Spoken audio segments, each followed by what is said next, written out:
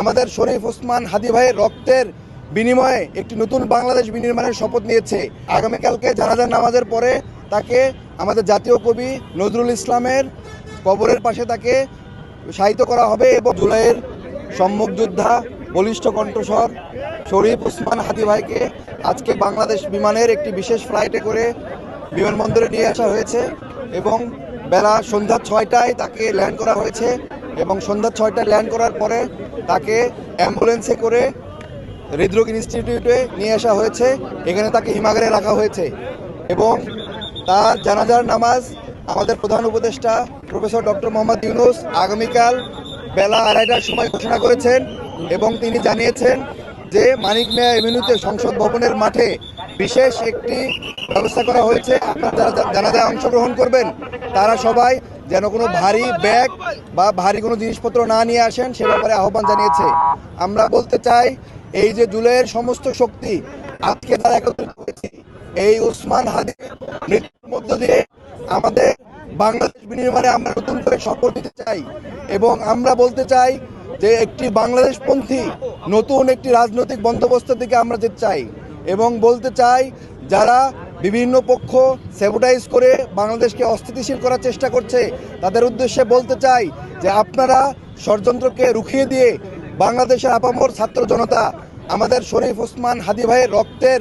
বিনিময়ে একটি নতুন বাংলাদেশ বিনির্মাণের শপথ নিয়েছে এবং আগামীকাল বেলা 2:30টায় তার জানাজা নামাজ সম্পূর্ণ করে বেলা 2:30টায় প্রধান উপদেষ্টা জি আগামীকালকে জানাজার নামাজের পরে তাকে আমাদের জাতীয় কবি নজরুল ইসলামের কবরের পাশে তাকে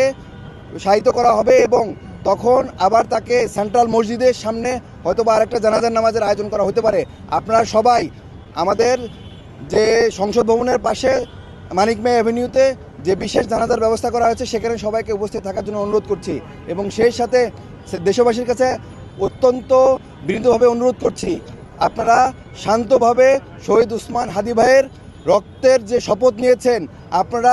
সুশৃঙ্খলভাবে আমাদের দাবি আদায়ের জন্য মাঠে থাকবেন। কেউ যাতে কোনো ধরনের কোনো স্যাবোটাইজ করে আমাদের ঐক্য বিনষ্ট না করতে পারে এবং কোনো ধরনের রাষ্ট্রীয় প্রতিষ্ঠান কোনো ধরনের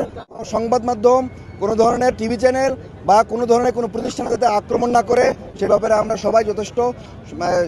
যথাসাধ্য চেষ্টা করব এবং আপনাদেরকে বলতে চাই যে নতুন একটি রাজনৈতিক বন্দোবস্তের জন্য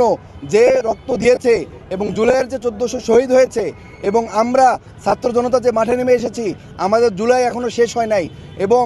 আমরা একটি নতুন গণতান্ত্রিক পন্থায় নতুন একটি সরকার গঠনের মাধ্যমে আমরা এই বাংলাদেশপন্থী একটি রাজনৈতিক বন্দোবস্ত দেখতে চাই যারা শুধুমাত্র বাংলাদেশের অধিকার নিয়ে কাজ করবে বাংলাদেশের জনমানুষের অধিকার নিয়ে কাজ করবে বলে আমরা মনে করি। আপনাদের সবাইকে ধন্যবাদ। আমরা পরবর্তীতে আবার যদি কোনো আপডেট থাকে আপনাদেরকে জানাবো।